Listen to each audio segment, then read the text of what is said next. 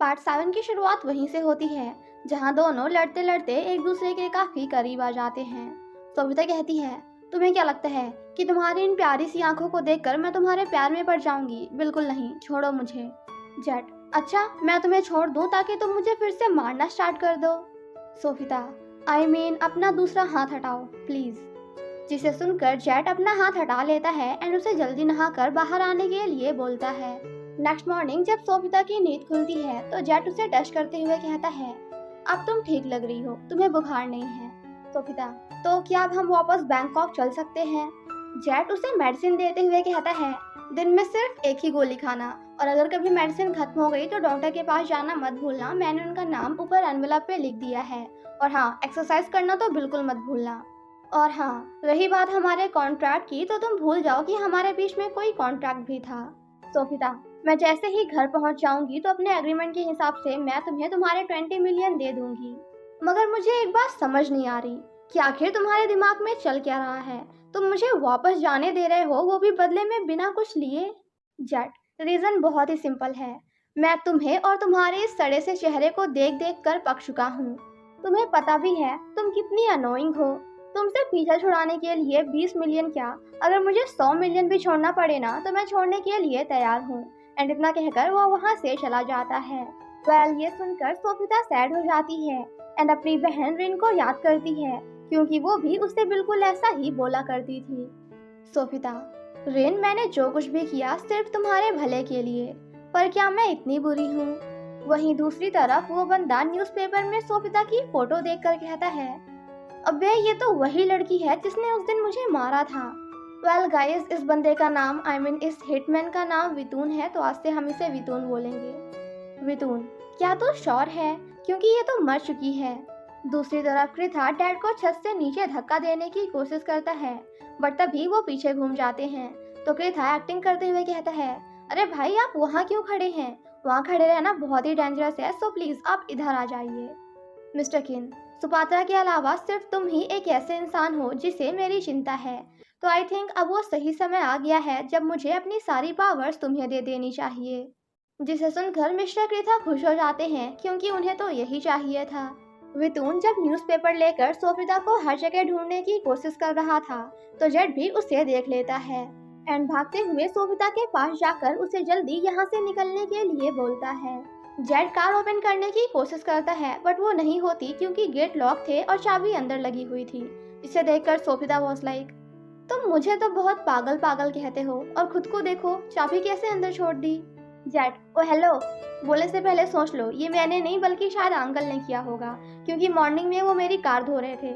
सोभिता, अब इस कार को छोड़ो, किसी और चलते हैं। जेट, अच्छा तो क्या हम बस से चलें ताकि पुलिस आकर मुझे अरेस्ट कर ले? सोभिता, ठीक है, तुम कार खोलने की कोशिश करो, तब तक मैं उसे चकमा दे के आती हूँ। मैं तुम्हें सिर्फ 3 मिनट देती हूँ, तब तक कार खुल जानी चाहिए। जेट, अरे सुन तो, पागल हो गई है क्या? कहाँ जा रही है? मरवाएगी तू हमें। वितून जैसे ही सोभिता को देखता है तो वो उसके पीछे भागने लगता है, बट इन दी एंड उसे सोभिता नहीं बल्कि आंट मिलती हैं। वितून उन्हें सोभिता की फोटो दिखाते हुए कहता है, क्या ये लड़की यहीं आसपास रहती है? आंट, बिल्कुल नहीं, क्योंकि मैं यहाँ के सभी घरों में काम करने जाती हूँ और ये तो मुझे कहीं नहीं दिखी। फाइनली कार ओपन हो जाती है एंड वो दोनों वहाँ से निकल जाते हैं। दूसरी तरफ राविन सोभिता के बारे में पुलिस से बात कर रहा था, क्योंकि अभी तक उसके बारे में कोई भी खबर नहीं मिली थी। तभी ब्लैंकेट के नीचे से हमें एक सरप्राइज मिलता है, और ये सरप्राइज कोई और नहीं बल्कि ओरावान है। इसका मतलब इन दोनों का अफेयर चल रहा है। जेड रास्ते में कार रोकते हुए कहता है, उतरो मेरी कार से और जहाँ मर्जी है वहाँ जाओ। सोभिता, पागल हो गए हो क्या? Are you out of your mind? मैं यहाँ से अकेले वापस कैसे जाऊंगी? जेड, अरे बाबा, तुम तो महारानी हो ना, चुटकी बजाते ही कोई भी तुम्हें लेने आ जाएगा। सोभिता, तुम बहुत ही बुरे हो। तुमने मुझसे कहा था कि तुम मुझे वापस मेरे घर तक छोड़ोगे। आज मुझे समझ आया कि आखिर रिन ने सुसाइड क्यों की, क्योंकि तुम जैसा इंसान किसी का भी नहीं हो सकता। जेट उसे उसका बैग देते हुए कहता है, ये रहा तुम्हारा फोन और तुम्हारे पैसे, अब चुपचाप निकलो मेरी कार से। सोभिता, हाँ हाँ जा रही हूँ, मुझे भी कोई शौक नहीं है तुम्हारी कार में बैठने का। जेट उसके साथ साथ उसका बैग भी नीचे फेंक देता है। सोफिता जल्दी से अपना फोन निकाल कर चेक करती है और कहती है, अगर ये टूटा होता ना तो मैं तुम्हें भी तोड़ देती, क्योंकि ये मेरी बहन ने मुझे बर्थडे गिफ्ट दिया था। जेट, तो मैं क्या करूं? आज तक तुम्हारे साथ मैंने जो कुछ भी किया सिर्फ और सिर्फ तुमसे बदला लेने के लिए। तुम्हें क्या लगा मैं ये सब इतनी जल्दी भूल जाऊंगा? सोफिता, बेटा बस एक बार मुझे मेरे घर पहुंचने दो, फिर मैं पुलिस को तुम्हारे पीछे ऐसे लगाऊंगी कि तुम एक कुत्ते की तरह इधर उधर भागते फिरोगे। आफ्टर दैट जेट उसे वहीं अकेला छोड़कर वहां से चला जाता है और बेचारी सोफिता अकेले परेशान वहीं खड़ी रह जाती है और अपने फोन को देखकर कहती है, ओ गॉड, फोन भी चार्ज नहीं है। आखिर इसने मेरा फोन चार्ज क्यों नहीं किया? अब मैं कॉल कैसे करूं? दूसरी तरफ जब मिस्टर किन पेबा वॉक कर रहे थे तो वहां सुपात्रा आकर कहती है, आप ये क्या कर रहे हैं? मिस्टर किन, आई थिंक अब मुझे भी ये एक्सेप्ट कर लेना चाहिए कि शायद अब सोफिता कभी वापस ना आए, इसलिए मैं अपनी कंपनी मिस्टर क्रिथा और अपने सारे एसेट्स तुम्हारे नाम कर रहा हूँ ताकि मेरे जाने के बाद तुम आराम से रह सको। सुपात्रा, अभी भी सोफिता के वापस आने की उम्मीद है क्योंकि पुलिस को अभी तक उसकी डेड बॉडी नहीं मिली है। और रही बात एसेट्स की, तो ये सब मुझे नहीं चाहिए क्योंकि मुझे तो सिर्फ आप और आपका प्यार चाहिए। तभी वहाँ मिस्टर क्रिथा भी उनके लिए एक गिफ्ट लेकर आते हैं। डैड, ओह शिट, मैं तो भूल ही गया कि आज मैंने दिन के फ्लावर शेयर नहीं किए। तुम दोनों यही मेरा वेट करो, मैं जस्ट अभी आया। फिर क्या था, डैड के जाते ही उनका रोमांस स्टार्ट हो जाता है, जिसे पीछे से काफी गुस्से में वो भी देख रहे थे। वो जब रूम में होते हैं तभी उन्हें किसी का कॉल आता है। वो कहते हैं, ठीक है, अब बताओ कि आगे मुझे क्या करना है। नेक्स्ट सीन में हम सभी को प्रेस कॉन्फ्रेंस में देखते हैं क्योंकि आज मिस्टर किन के कंपनी की 25th एनिवर्सरी थी नहीं है। मिस्टर किन स्टेज पे जाकर सभी के सामने अनाउंस करते हैं कि आज मैं कंपनी का न्यू मैनेजिंग डायरेक्टर बनाने वाला हूँ और वो एक ऐसा पर्सन है जिसे आप सभी बहुत अच्छे से जानते हैं और मैं भी उस पर बहुत ही ज्यादा भरोसा करता हूँ। वो कोई और नहीं बल्कि मेरी बेटी सोफिता है, जिसे सुनकर वहाँ के सभी लोग और मिस्टर क्रिथा भी शॉक्ड हो जाते हैं क्योंकि उन्हें तो लगा था कि सोफिता मर चुकी है और कंपनी का न्यू मैनेजिंग डायरेक्टर मैं बनने वाला हूँ। सोफिता को देखने के बाद तो वहाँ पे सभी का फेस रिएक्शन देखने लायक था। वो अपने डैड को हक करते हुए कहती है, क्या आप ठीक से खाना भी नहीं खाते थे? कितने पतले हो गए हैं आप। वहीं हम जेट को फोंग के साथ देखते हैं जहाँ वो उससे सोफिता के बारे में पूछता है। फ्लैशबैक में हमें दिखाया जाता है कि फोंग सोफिता के पास जाकर कहता है, व्हाट अ कोइंसिडेंस, तुम यहाँ क्या कर रही हो, वो भी अकेले, और मेरा फ्रेंड कहाँ है? सोफिता, वही तो, तुम यहाँ क्या कर रहे हो? ये बस कोइंसिडेंस तो नहीं हो सकता। वो जाकर कार में बैठने लगती है तो बेचारा Fong was like, oh hello, तुम बिना परमिशन के ऐसे किसी के कार में भी नहीं बैठ सकती। सोफिता, मुझे पता है कि ये सब तुम लोगों की प्लानिंग है। अब तो मैं भी जानना चाहती हूँ कि आखिर तुम्हारे फ्रेंड के दिमाग में चल क्या रहा है। जिसके बाद फोंग उसे उसके घर ले जाकर छोड़ देता है जहाँ सोफिता की सबसे पहले मुलाकात उसकी सेक्रेटरी से होती है। वो रोते हुए कहती है, मैं बहुत खुश हूँ कि आप वापस आ गईं। सोफिता, नहीं, तुम खुश नहीं हो, क्योंकि अगर खुश होती तो रोती थोड़ी। सेक्रेटरी, अच्छा ये सब छोड़िए, अब जल्दी से अंदर चलकर रेडी हो जाइए वरना आप लेट हो जाएंगी। सोफिता, लेकिन प्लीज मुझे सच सच बताना, तुम्हें कैसे पता कि आज मैं आने वाली हूँ? सेक्रेटरी, इस बारे में मुझे आपके डैड ने बताया। प्रेजेंट में सोफिता अपने डैड से कहती है, तो ये सब आपको जेट ने बताया? उसने कहा कि मैं होटल में रह रही हूँ और आपने उस पर भरोसा भी कर लिया? डैड, हाँ बिल्कुल, क्योंकि उसी ने तो तुम्हारी जान बचाई है ना। सोफिता, क्या उसने आपको ये नहीं बताया कि उसका प्रोफेशन क्या है? आई मीन वो करता क्या है?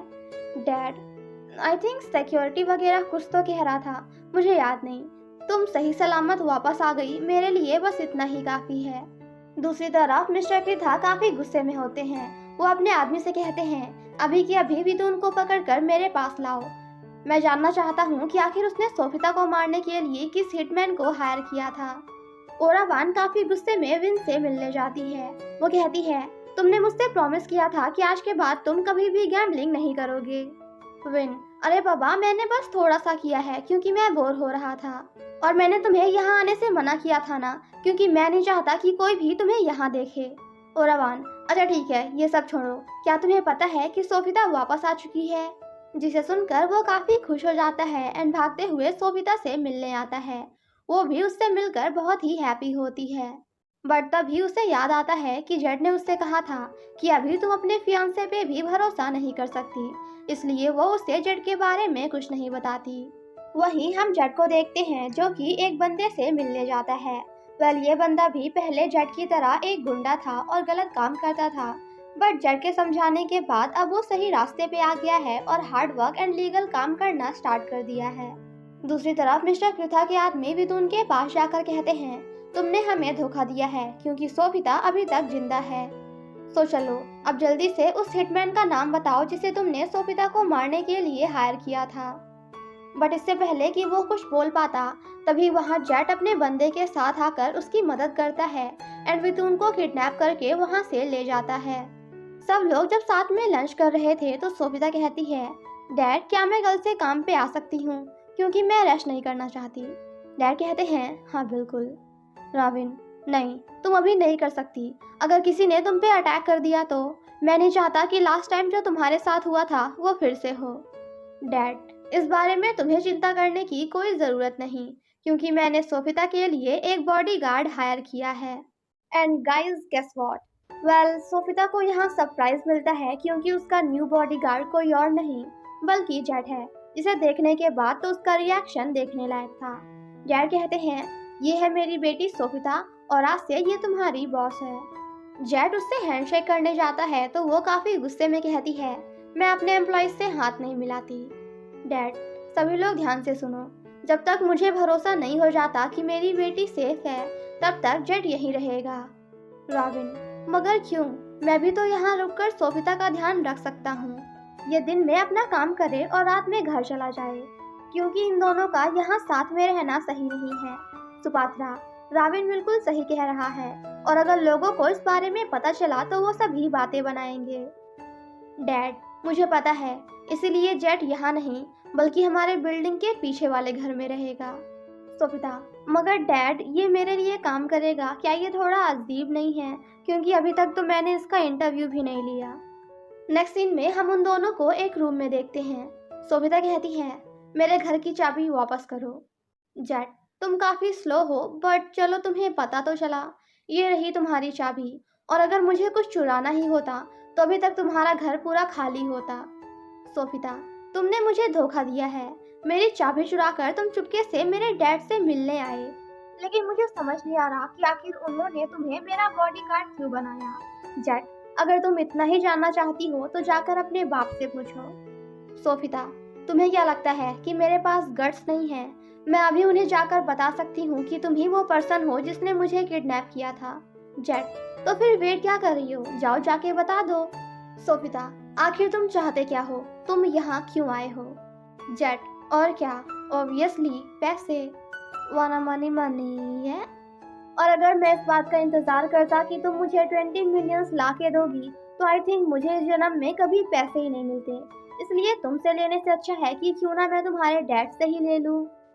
सोभिता, मैंने सुना है कि बॉडीगार्ड्स अपने बॉस की जान बचाने के लिए खुद की जान भी दे देते हैं और वो बहुत ही सहनशील होते हैं, तो मैं जानना चाहती हूँ कि क्या ये सब सच है या फिर बस अफवाह।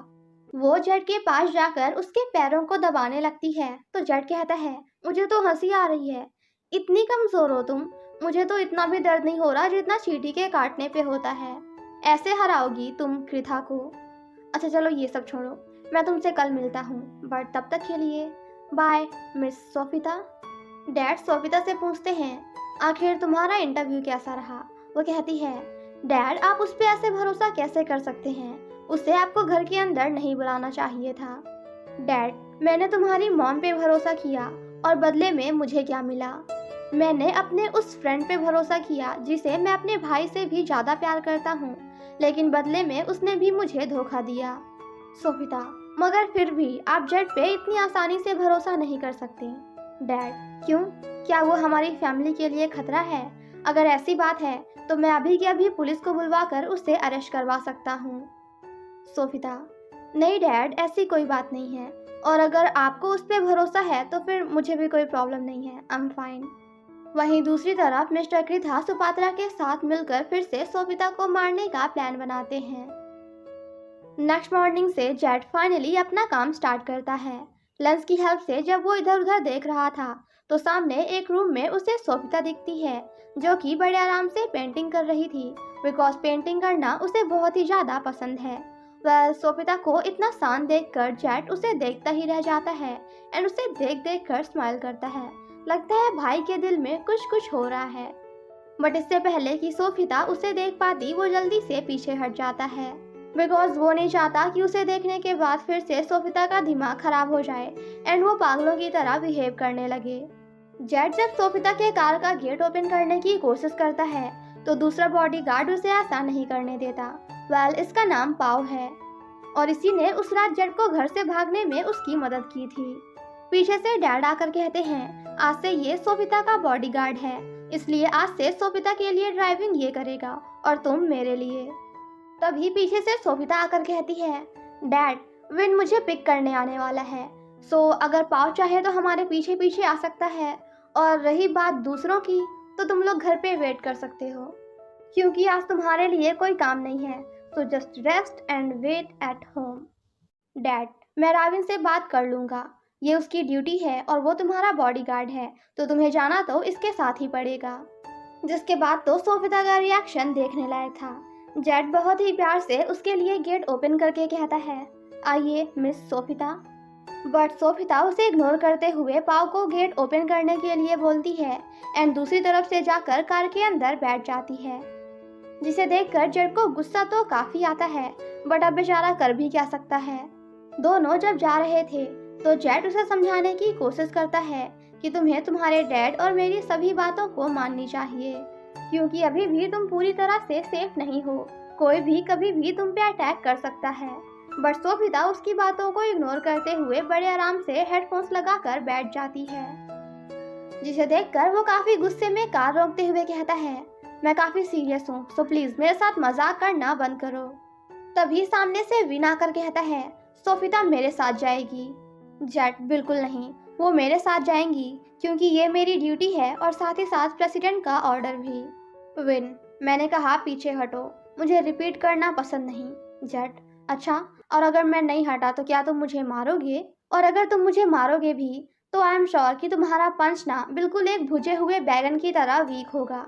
जिसे सुनकर रॉबिन को गुस्सा आ जाता है तो वो उसे मारने लगता है, बट जेट उसे बहुत ही आराम से हैंडल कर लेता है और कहता है तो ऐसे प्रोटेक्ट करोगे तुम अपनी फियांसे को? तुम्हें तो ढंग से लड़ना भी नहीं आता। जेट जब जा रहा था तो रॉबिन उसे पीछे से मारता है, जिसे देखकर जेट को काफी गुस्सा आ जाता है।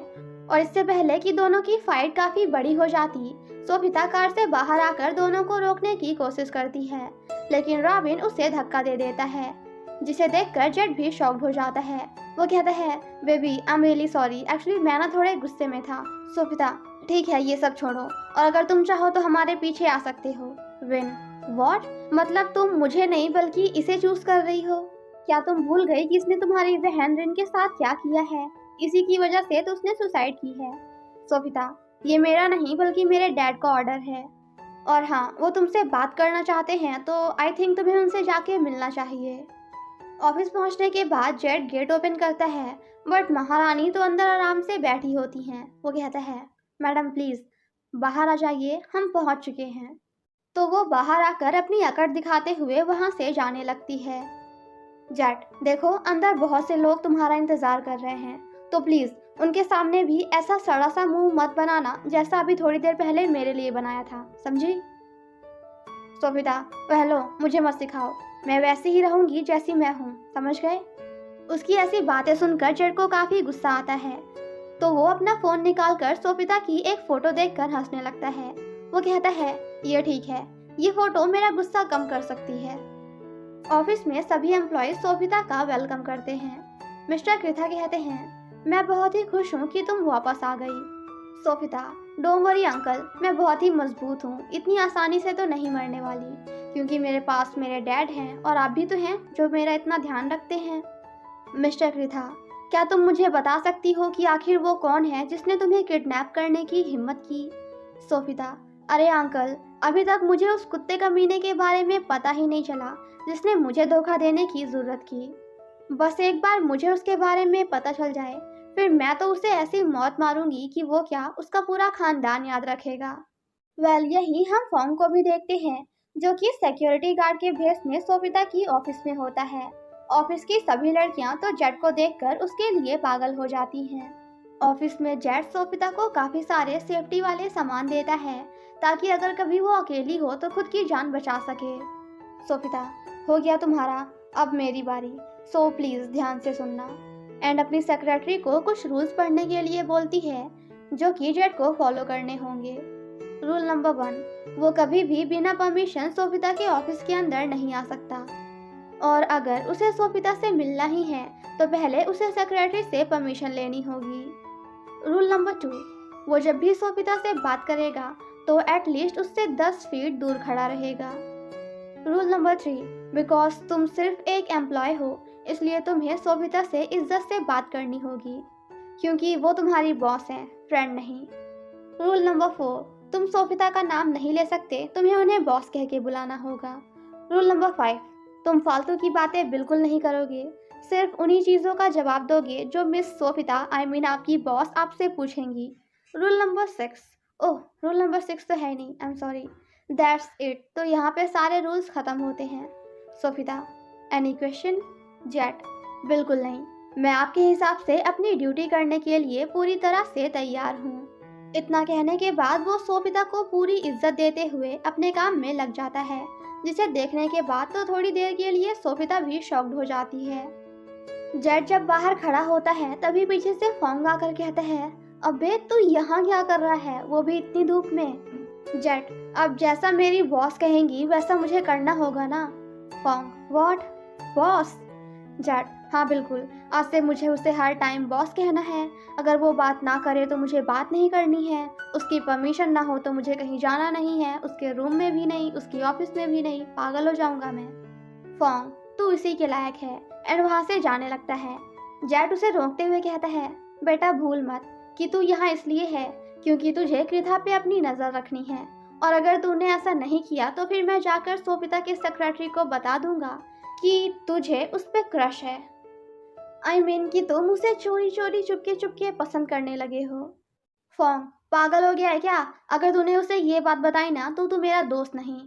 वहीं सोफिता एम्प्लॉयज के मना करने के बाद भी बिल्कुल ब्रांड न्यू सोफे पे, जिसे अभी अभी कस्टमर के यहाँ डिलीवर करना था, उन पे कट मारकर ड्रग्स ढूंढने की कोशिश करती है, बट उसे कहीं भी नहीं मिलता। कैमरे की मदद से ये सब जेट भी देख रहा था और खुद से कहता है, ये लड़की पक्का मरवाएगी, कर क्या रही है, पागल हो गई है क्या?